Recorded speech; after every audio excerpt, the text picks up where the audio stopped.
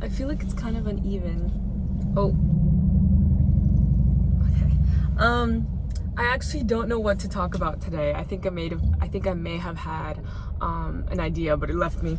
I do want to say that it's been a while since I've made a TikTok video. I think it's been over a week. Not a TikTok, a YouTube video. I'm so sorry. I've been busy and I've kind of like slowed down because I was just doing, so I need to remember to take at least 1 or 2 days off. But I'm back, so hopefully I can keep this up. I'm in my car right now and it's really hot outside, so the car's on. Hopefully it's not affecting the sound.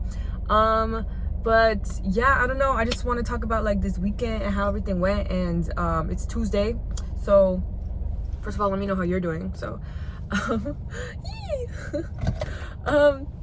I recently spent the weekend, which I had been preparing to have family over to sleep over. They weren't able to do it. Sad. It's okay. I've been writing a whole lot. On Sunday, I went all the way down to Miami in my car, and it took 3 tanks of gas to like get all the way from Miami to back, and it's about 3.5 hours. I invited my cousin so she could be passenger princess, and so she could just be the person I speak to about this. Not about this, but like on the journey. I don't know if you guys are like that. I just need someone there. It makes me more confident when I'm driving because I'm less in my head. Music helps, but sometimes music distracts me, and a person will, I don't know, it's just another pair of eyes. It's just good. And so even though she didn't know the friends that I was gonna go visit and the graduation, like I was going to a graduation, she didn't know anyone, but she was like down to go. I love her so much. And we went to brunch, and I got to see like some old colleagues, and it was so great. And then we went to graduation, super cool. And then I got to see some more old friends. It was just really nice. I really enjoyed my time. And I got back almost at 2 a.m. And then I've already like discussed how sometimes I can be a bit lazy with work, which is making me sad because I want to be a person with good work ethic. But it really is the type of place where like nobody's checking you. That shouldn't be the reason I'm not attentive to work. But because someone is relying on me. But on Monday, I got home around 2 a.m. and then got ready for bed and like was probably asleep by 2:30. And I have to wake up at 6. And I have been the snooze queen lately. I didn't used to be like this. I used to be able to get up right when my alarm sounded and just like go. But I don't know. I don't know what's happening to me. Hopefully I can get back into it. Dang it, I'm out of coffee. So I just kind of took my time. And I was just gonna tell my student, hey, I'm late. But they literally missed the first 2 periods of school and got to school late. So thankfully, I didn't miss anything with them. And I just got to work late. Same with today. I got here late today. But I need to do better.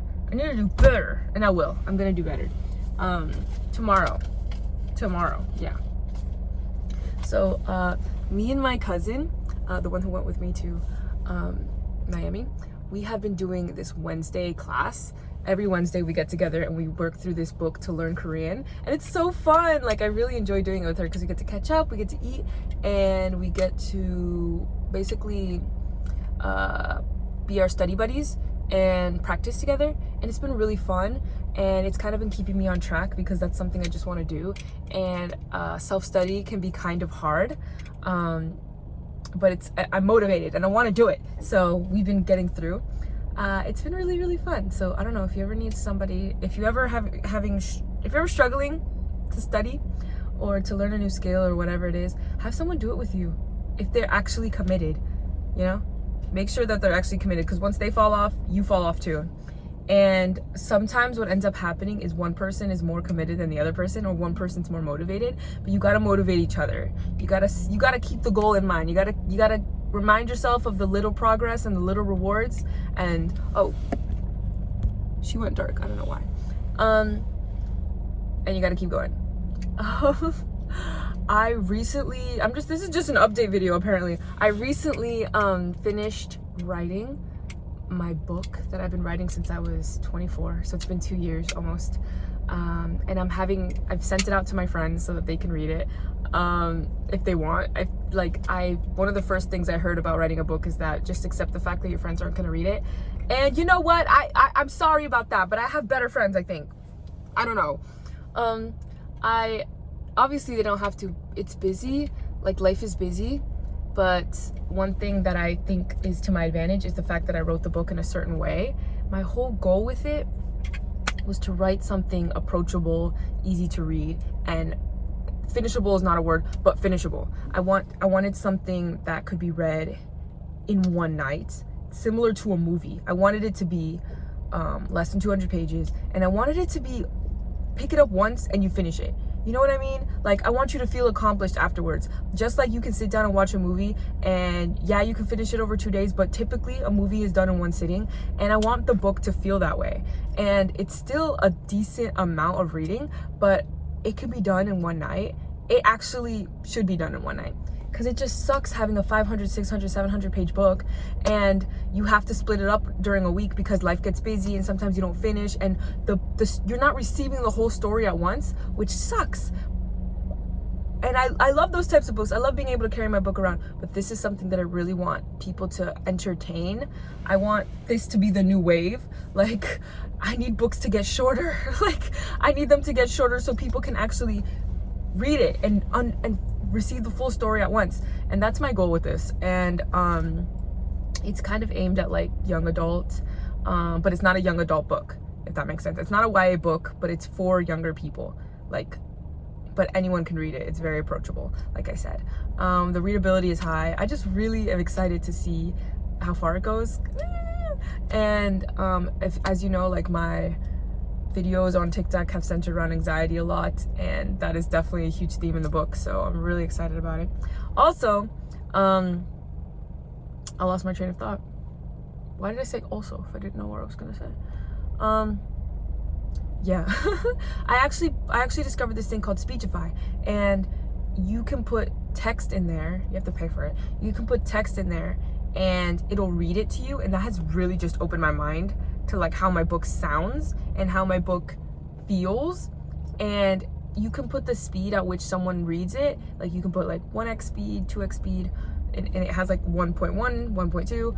At 1.2 it sounds very normal, like a regular reading speed, and that takes about 3 hours to finish the whole book, like right at 3 hours. If you read a little faster, it can be like 2 hours and 45 minutes. That's how long it takes to read the book. And I'm so happy about that. I'm like, it should not take a week to read a book. I mean, it can, and it does, but that's the only option. Unless you're reading a children's book, books take so long to finish, and it can feel very disheartening when you have 400 pages left out of a book that you just read 200 pages of. And it's like, oh my God, like, it's awesome because there's more in here and there's like more to like feel in the story, but it really, like, does it have to be this long? I don't know. And I don't want to hate on long books because I enjoy them and I read them, but I understand the problem of not wanting to pick up a book that's this thick. I understand that, especially if I want people to come to reading in a new way, especially if you've given up on reading or you haven't read since you were a kid. You're gonna look at that and be like, heck no. It's kind of like approaching the Marvel universe for the first time. Like, maybe you've seen 1 or 2 movies, but you're not gonna sit and watch the whole thing. It's intimidating. There's too much, and it's like, where do I start? Can I skip the bad movies? Blah blah blah. And that's how I feel like about like these book series that are this thick, and it's 10 books in a series, or 12 or 20, and they're all this big and they just keep getting bigger, and it's like, oh my gosh, that's so intimidating. It's such a commitment. I want this to be the type of thing where you can commit to it for one afternoon, one evening, one morning, and boom, you're done. Like, that's all the commitment you need, babes. If you want to read it twice, go for it. And I don't know, that's my dream. A short reading. Yeah, I don't want it to be long. And what was scaring me was the word count of novels is typically 70,000 and up. 70,000 words. And mine is around 42,000, 45,000. I'm not really sure. But yeah, I don't know. I don't want it to be crazy long. And it shouldn't be. And I want it. There's definitely more to say and more to write. This is so fun. I'm so glad I'm able to talk about this. There's definitely more to say and more to write, and you can always add. But the story, I don't know, maybe you'll start a trend. Maybe more authors will condense their books. And it feels like that's something that already happens because you have to condense your book. And I understand how it feels to be like really deep into a book that's like long and you're in it and you're focused. That feels awesome. But this is just a whole new niche, and short books exist, I'm sure, but like every time I encounter a reader and they tell me about a book, it's always 500 plus pages, which sucks because some people just don't have the time. Like, so many people want to read but they can't because it's such a commitment.